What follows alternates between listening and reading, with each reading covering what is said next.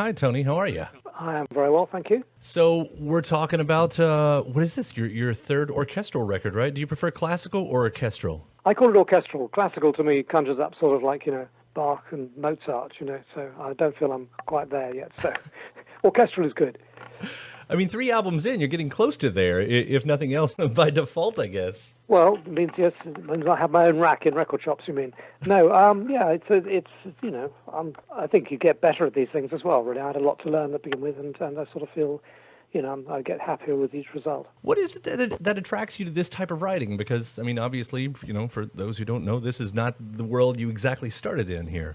I love lots of forms of music, really, and I've always loved pop music, really. I mean, I was kind of, when I was 13 to 17, 18, I was kind of like, pop music was my kind of life, really. But I liked classical music both before and after, and I still love it, obviously. So I love the sound of an orchestra. I think it's a wonderful sound, and I think what you can do with orchestras, you can be a little bit more kind of expansive in terms of what you do, both as in composing and kind of harmonies you can use, and the length of pieces and structure. You're not, pop music tends to be more structured, particularly if you're writing sort of pop songs, hits and stuff, or close to hits, or trying to write hits. But, perhaps in the early days of Genesis, we wrote sort of, in our progressive days, we wrote some very expansive and long things. And I always felt very close to that. And in the world of the orchestral music, I feel I can do something more like that. And I really enjoy doing that. So when you're writing this, I mean, for some, it's just, you kind of go where the movements take you.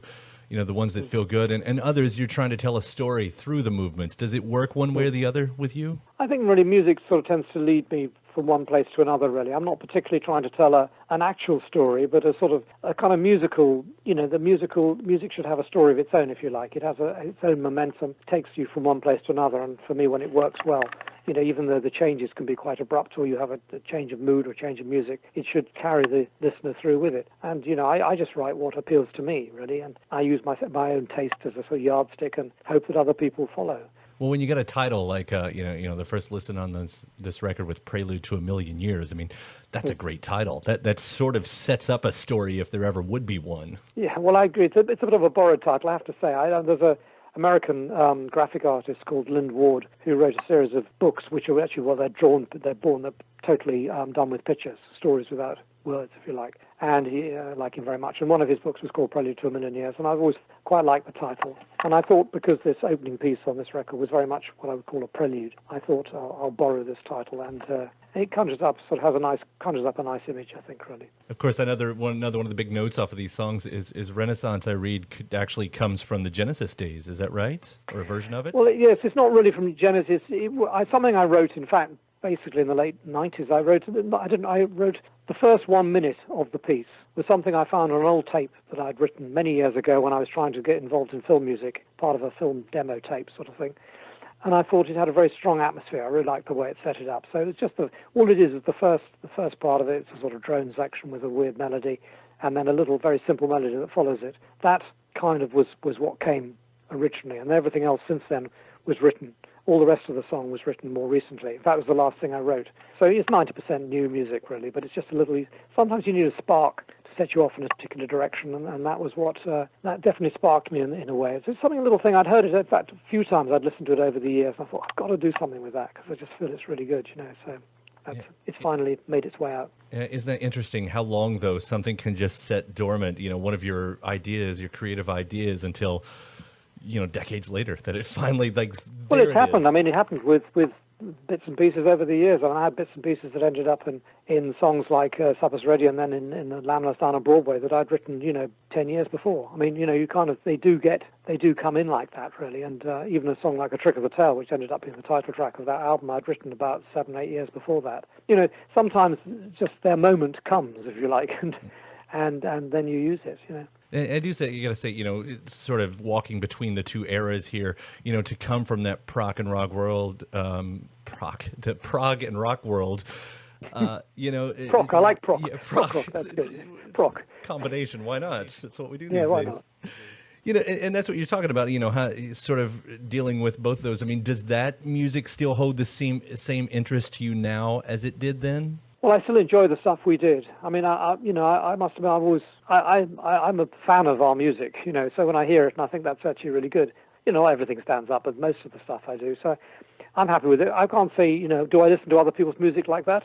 Well, I don't think I ever did, really. So the kind of music, my heart, I suppose, is in the 1960s, really, with groups like, obviously, the Beatles and the Beach Boys and Simon and Garfunkel and all the early Tamla Motown stuff. I suppose that's Otis Redding. Those kind of things still move me perhaps more than in the world of rock, more than things that came later. Although there's many things I've liked over the years, don't get me wrong, but it's just, rather than things that were more equivalent to us. But our own music, I mean, I was just rather amazed when I hear it back. I think, I'm amazed that we did it. I hear it and I think, God, is that actually, how do we do that? And the way it comes out, and it actually sounds convincing, because it's a bit like, even with this latest piece I've done, you kind of, when you're writing at home and you do it, and when you finally get the whole thing together and you get the orchestra out there and it's all playing it and it comes back and you think, God, that sounds great. Where did that come from? And so I'm always a bit surprised by this stuff, but that's the way. Well, with that in mind, of course, I would have to ask you the same question that I'm sure you get on every interview, but Phil Collins is back out there. He said he doesn't rule out ever creating with you all again, and I don't necessarily mean that in a reunion state, but do you see yourself working with those guys at any point in the future? Well, we never rule it out. And, as you say, I'm quite surprised. Phil is out there, which is fantastic, really, because, a year or two ago, I would have thought he was going to be ever out there again. And he found a way to do it. It involves quite a static performance, but his voice sounds great, and the music still sounds fantastic and everything. So, yeah, I don't rule it out at all. Mike and I see each other all the time. We get on well, there's no problem. So it's never an impossibility. But we are all getting a bit long in the tooth, and who knows, whether if we came back together, whether anything actually of any worthwhile nature would actually happen. That's the question, isn't it? We could get in the same room and say, yeah, let's do it. Finally get there and find there's nothing to do. But, we don't rule it out, and, who knows? It'd be fun to try. But we've got to see. Phil's got to survive his tour, first of all, and then we'll see where we go. Have you caught any of his shows out there? Yeah, I saw him play in the Albert Hall, and, it was just funny seeing him sitting down all the time and everything, but the show was great, and the music, the rest of the band is fantastic. They're such good players, and the show itself was very good too, all the production and everything. So it was kind of like, it was great fun to see him and stuff like that. Yeah. But yes, one could do a version of it. The trouble is he is our drummer. That's the problem. You must remember that, and he can't drum anymore. So that's a slight problem. But his son did a very good job for him. His son, who's playing drums, is only 15 years old, I think. He might be 16, I don't know. But, he does extremely. When he said he was going to use him, I thought this is going to be, I'm not sure how this is going to work. But he plays really well. And, he sounds incredibly like Phil. And when he plays, pieces like Take Me Home, which obviously has a very important sort of drum part that goes through the final section and everything, he sounds fantastic. That was great. It was really, really exciting to see. See, it could just be like a Jason Bonham Led Zeppelin thing for you guys if it needed to be. So. Well, it could be. I don't know really. We certainly haven't got that far yet. Right. So I think poor chap, he's got his own life to live. He doesn't want to sort of just be a Phil Collins clone for the rest of his life. Right. But he's a very talented player himself. So. Who knows? Yeah. Well, again, I want to congratulate you on this record because it's a really fantastic thing and just completely impressive. There are so many movements going on with this, and the music is really beautiful. Well, thanks a lot. That's great.